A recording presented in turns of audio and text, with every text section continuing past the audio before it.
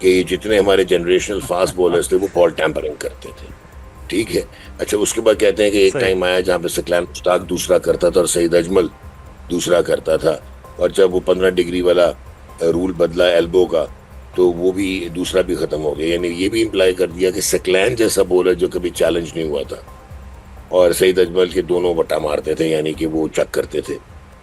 तो मतलब अब आप खुद सोचें कि on sitting on the other side of the table where he has to take up the responsibility, chin up and come up with policy, ये सिर्फ सेल्फ अवेसिवनेस है, अपनी बचाई सही।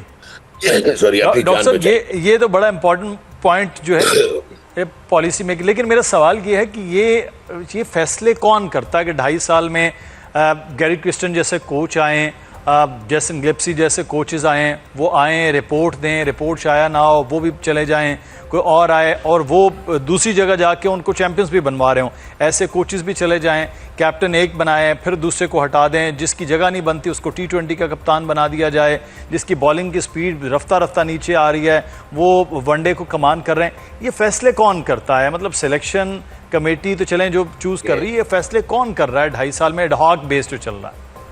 देखिए, एक चीज तो मैं आपको क्लियर कर दूं कि चेयरमैन पाकिस्तान क्रिकेट बोर्ड जैसे कोई मोहसिन नकवी है, उनका शायद जब आप डिप्लोमेटिक क्रिकेट की डिप्लोमेसी देखते हैं या क्रिकेट की फॉरेन उनकी जो है वो देखते हैं कंट्रीब्यूशन, वो तो आउटस्टैंडिंग रहे हैं।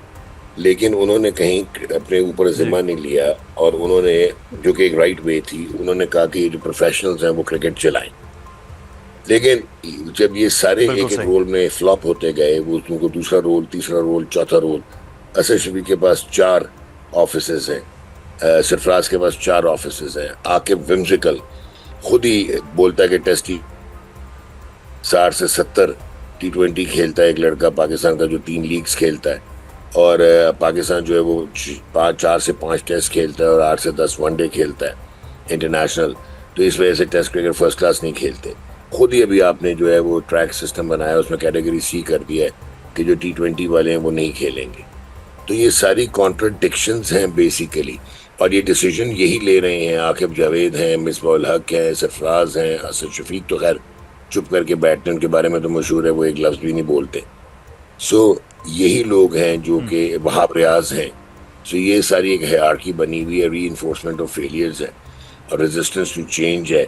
और जिस वक्त अपने ऊपर बात आना शुरू हुई, क्योंकि अब शान को डिफेंड नहीं कर सकते थे 16 टेस्ट में से 12 हारने के बाद, और अगर मुझे तो अब काफ़ी एविडेंट लग रहा है, सर्कमस्टांशियल एविडेंस है कि very sharp trick played, trick तो नहीं, मतलब एक शार्प डिसीजन लिया है सलमान अली आगा ने। उनको पता था कि where does Pakistan red ball cricket stand. तो वो शायद उन्होंने अपने ऊपर मलबा लेने की कोशिश नहीं की, अभी तो वो T20 का मलबा हटाने की कोशिश कर रहे हैं। तो बाबर जो है सही। उसकी पर्सनैलिटी भी ऐसी है basically. So he probably, I personally feel he will be eventually, जहाँ पे 10 चेंज हुए हैं वहाँ पे 11 चेंज हो जाएंगे। अगर जी। डॉक्टर साहब आप मौजूदा इंतज़ामिया का जायज़ा लें तो इस्तेहकाम की तरफ जाता हुआ निज़ाम कहीं नज़र आ रहा है, क्योंकि हम ये देख रहे हैं कि मुसलसल कभी और मुसलसल हार है, और हमने बांग्लादेश से भी होम सीरीज़ यहाँ तक के हार ली हैं। तो उसकी वजूहात आपको क्या लगती हैं? कुछ लोग ऐसे हैं जो बोर्ड के अंदर बैठे हुए हैं, चले हम नाम ले लेते हैं, जो उनकी जिम्मेदारी भी है, वहाब रियाज साहब मुस्तकिल बैठे हैं वहाँ पे, आकिब जावेद साहब मुस्तकिल बैठे हैं, कुछ और प्लेयर्स हैं वो मुस्तकिल हैं और जिम्मेदारी भी वो नहीं ले रहे, जिम्मेदारियाँ फिर कप्तानों और खिलाड़ियों तक हैं और निज़ाम भी उस तरह से नहीं बन रहा। उसकी बुनियादी वजूहात क्या है? सर, वो सांचे बनना बंद हो गए जहाँ पे लोग खड़े होकर जिम्मेदारी ले लेते थे। यहाँ पे यूनुस खान जैसे लोग जब एक दफा कैप्टनसी छोड़ते थे तो फिर दोबारा नहीं लेते थे। देवर अल्फाज जो प्रोफेशनल्स थे। बट अभी ये जितने भी आपने नाम लिए हैं तो साफ लग रहा है इनकी प्रायोरिटीज इज टू सिस्टम। मतलब आके was never this sort of a person कि वो ब्यूरोक्रेसी के साथ मिलके और अपने आप को मिलाइन होता देखे। वो काफी ब्लंट था, वो भी चेंज हो गया। अब आप जो बात कर रहे हैं उसमें एक चीज बड़ी क्लियर है कि जब आप वो ऑफिस देखें, एक KPI होती है आपकी और एक आपका जो होता है ना वो जी ऑब्वियसली आपकी जॉब डिस्क्रिप्शन होती है। तो वो अगर आपके पास क्लैरिफिकेशन है नहीं, आपने रिजल्ट्स प्रोड्यूस किए नहीं है, आप री इन्फोर्स फेलियर करे जा रहे हैं। बात बड़ी सिंपल सी है कि दुनिया की क्रिकेट बहुत आगे चली गई है, आपकी क्रिकेट हो गई खत्म। वो इसलिए हो गई है कि आपकी क्रिकेट हो गई इररेलेवेंट। और इरेलेवेंट इसलिए हो गई है कि modern scientific technology, biomechanics, kinesiology, अपना ये आपका फिनोमिनल मॉड्यूल, स्पोर्ट्स एम्ब्रेला, ये सारी चीज़ें जब तक आप टीयर सिस्टम में नहीं लाएंगे क्रिकेट में, ये लड़कों को आप कितना के एनहांस कर लेंगे जो ऑलरेडी पुरानी क्रिकेट खेल रहे हैं।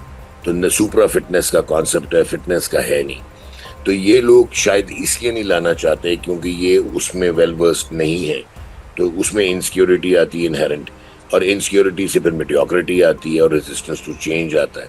अब जब तक आप इंफ्रास्ट्रक्चर को, ऑपरेशनल इंफ्रास्ट्रक्चर की बात हो रही है क्रिकेट के, उसको रीइंफोर्स नहीं करेंगे और उसको टीयर क्रिकेट में अंडर 13, अंडर 17, अंडर 19 में नहीं लाएंगे, तो आप मॉडर्न क्रिकेटर्स नहीं बनाएंगे।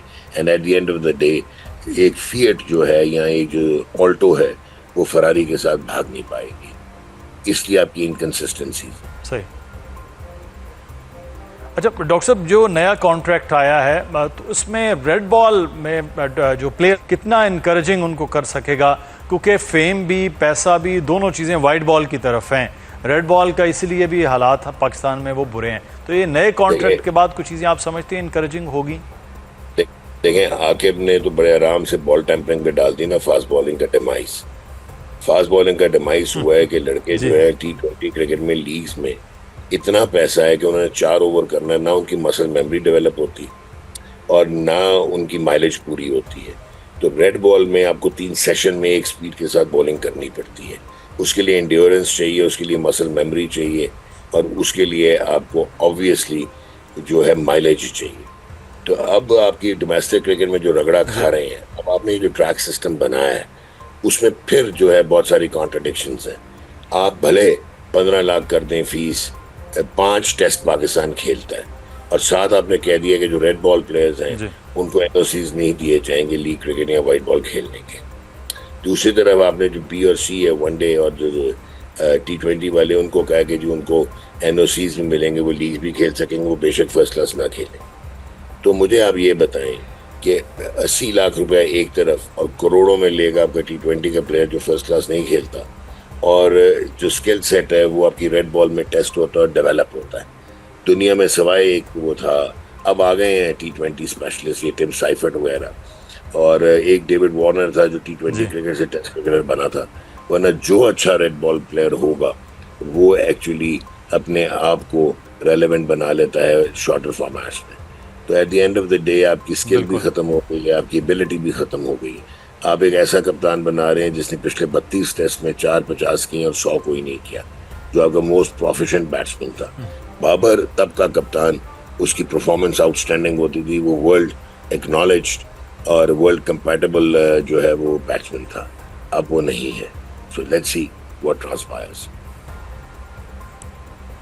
बहुत शुक्रिया डॉक्टर नुमान नियाज, जो आप लेट्स सी बात कर रहे हैं। हम भी उम्मीद और तवक्को फिर पाकिस्तानी हैं पॉकेट से लगा लेते हैं कि ये बड़े test matches specially against England Pakistan की कारकर्दगी कैसी रहती है, लेकिन जो तसलसल पाकिस्तान क्रिकेट बोर्ड में नज़र आ रहा है वो हमेशा सिर्फ और सिर्फ ओहदों तक तो है, टीम की सिलेक्शन में गैर तसलसल की ही कैफियत है।